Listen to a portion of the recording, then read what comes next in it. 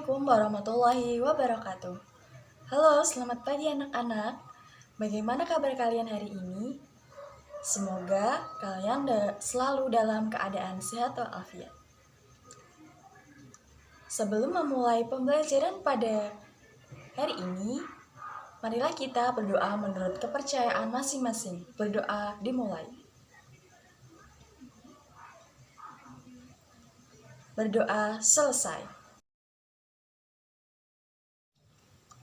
Kali ini kita akan belajar tentang tema 3 makanan sehat, subtema 3 pentingnya menjaga asupan makanan sehat pembelajaran kedua.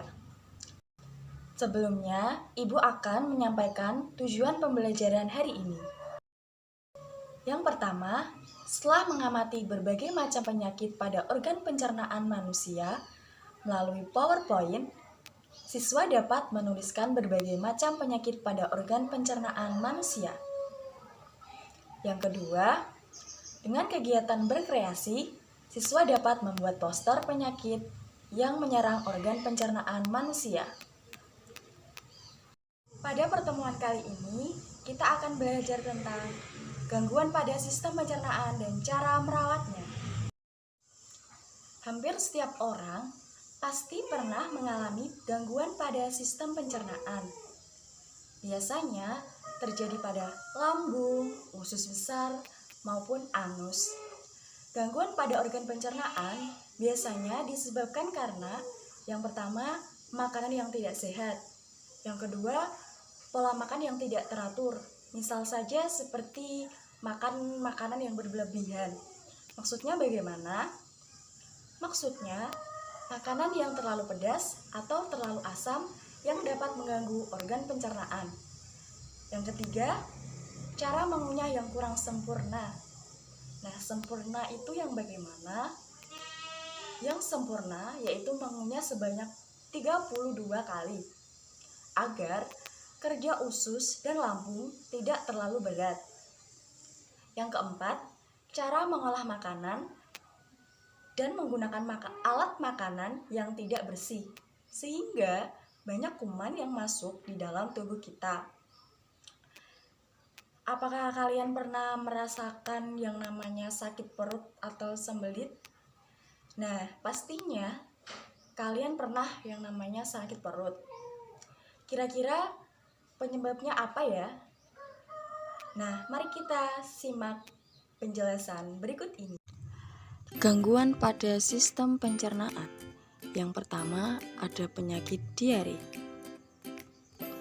Penyakit diare merupakan penyakit yang disebabkan oleh bakteri yang menyerang usus. Bakteri ini masuk melalui makanan. Biasanya si penderita diare merasakan perutnya terasa perih, mulas, dan sering buang air besar yang bentuknya cair. Bahkan, si penderita dapat kekurangan banyak cairan atau mengalami dehidrasi dalam tubuhnya. Untuk mengganti cairan yang hilang, si penderita sebaiknya minum Oralit 2-3 kali sehari. Oralit dapat diganti dengan melarutkan garam dan gula ke dalam air matang. Gejala penyakit diare. Yang pertama, BAB encer dan sering ke belakang. Yang kedua, kram perut bahkan sampai dengan nyeri perut dan disertai dengan demam. Bahkan ketika pup ada darahnya dan perut terasa kembung. Selanjutnya yaitu sariawan. Pastinya kalian pernah yang namanya sariawan. Sariawan itu adalah peradangan yang terjadi pada rongga mulut atau lidah bibir yang dapat menimbulkan rasa sakit dan tidak nyaman karena cedera pada saat gosok gigi atau ketika makan. Nah, peradangan tersebut dapat berupa pecah-pecah dan perih pada mulut dan lidah.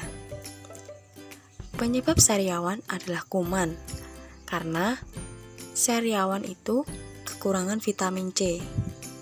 Nah, vitamin C itu banyak terdapat pada sayur dan buah. Makanya, kalian harus selalu makan sayur dan buah.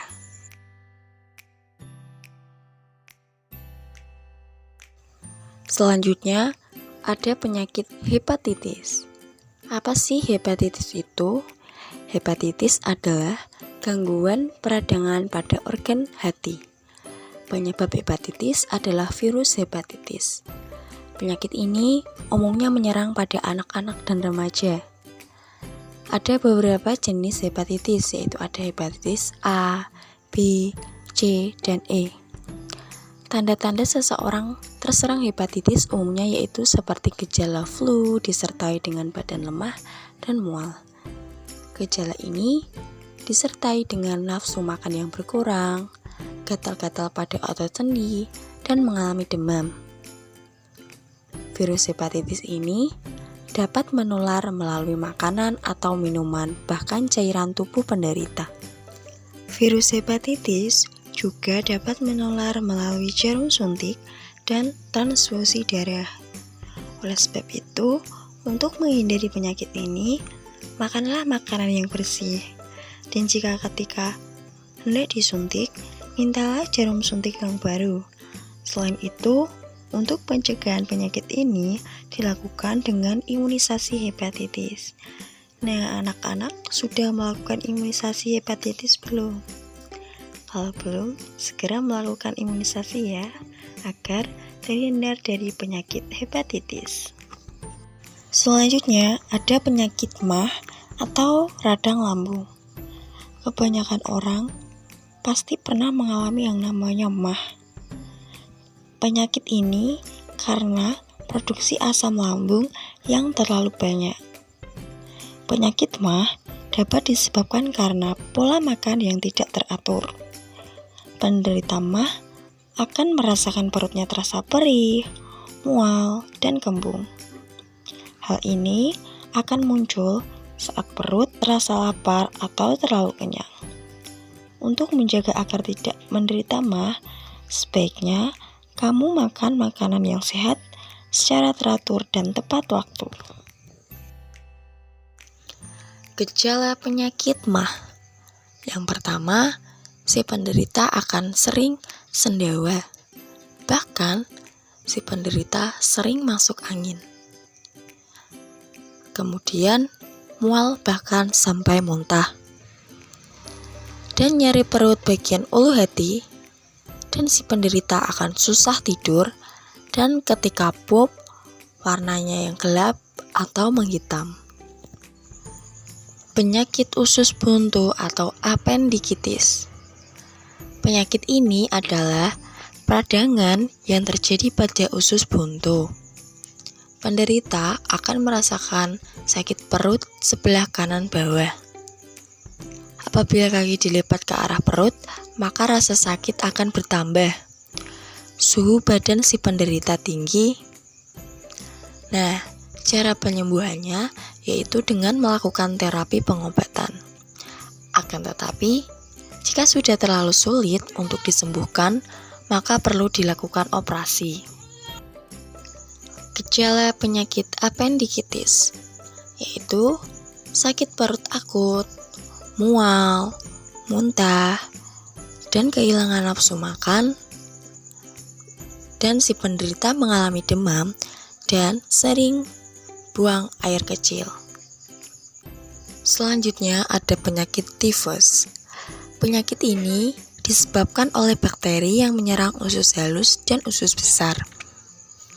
Tanda-tanda seseorang mengalami tifus yaitu panas tinggi tidak segera turun dan perut terasa sakit. Gejala-gejala tifus pada umumnya yaitu demam tinggi sehingga badan terasa lemas, sakit kepala, nyeri otot, dan si penderita tidak nafsu makan. Ketika makan, mual, muntah, dan sakit perut. Nah, penyakit tifus ini harus segera mendapatkan perawatan, sehingga biasanya harus dirawat di rumah sakit terdekat atau puskesmas terdekat. Ketika dirawat, pasien akan diberikan makanan yang lembut agar kerja lambung kita tidak terlalu berat seperti makan bubur. Selanjutnya yaitu penyakit kencing manis. Penyakit ini terjadi karena tubuh kekurangan hormon insulin. Oleh karena itu, zat gula yang seharusnya diserap oleh tubuh dikeluarkan melalui air seni. Tanda dan gejala kencing manis atau diabetes yaitu kerap kencing, cepat haus dan lapar, urin mengandung gula yang tinggi, berat badan turun tanpa sebab yang jelas, cepat penat dan letih, penglihatan kabur, kerap rasa kebas pada tapak tangan dan kaki, dan luka lambat sembuh. Selanjutnya ada penyakit konstipasi atau sembelit. Penyakit ini karena susah buang air besar karena feses yang mengaras. Penyebabnya antara lain kurang makan makanan yang berserat seperti kurang makan sayur, buah, dan biji-bijian, banyak duduk, menunda BAB, dan kurang mengkonsumsi cairan. Nah, ini adalah cara menjaga agar tubuh tetap sehat, yaitu makan makanan yang bergizi, bersih, dan sehat, dan makanlah secara teratur. Kemudian, makan yang tidak berlebihan. Artinya, makan sesuai dengan usia, aktivitas, dan kebutuhan tubuh atau sesuai dengan porsinya. Minum air yang cukup, menjaga kebersihan badan dan lingkungan. Tidak membiasakan jajan di sembarang tempat, istirahat yang cukup, dan olahraga secara teratur. Maka dari itu, kita harus menjaga kesehatan tubuh agar terhindar dari penyakit-penyakit yang ada. Pada subbab sebelumnya telah dijelaskan bahwa makanan sangat mempengaruhi kesehatan. Oleh karena itu, kita perlu makan makanan yang bergizi lengkap dan seimbang. Selain makanan, kebiasaan hidup sehari-hari juga menunjang kesehatan. Makanan yang menyehatkan bagi sistem pencernaan tubuh antara lain buah, sayur, dan biji-bijian. Karena di dalam buah banyak mengandung vitamin dan antioksidan untuk mencegah penyakit. Manfaat sayur, karena di dalam sayur mengandung serat yang baik untuk melancarkan sistem pencernaan. Sedangkan manfaat biji-bijian, karena di dalam biji-bijian mengandung asam laktat dan serat yang dapat meningkatkan bakteri baik di dalam usus. Nah, itu tadi materi yang dapat Ibu sampaikan. Semoga kalian dapat memahami materi yang Ibu sampaikan. Dan semoga kalian selalu dalam keadaan sehat dan selalu semangat dalam belajar di rumah. Dan tetap menjaga 3M, memakai masker, menjaga jarak, dan mencuci tangan di air yang bersih. Sekian yang dapat Ibu sampaikan. Mohon maaf apabila ada kesalahan. Wassalamualaikum warahmatullahi wabarakatuh.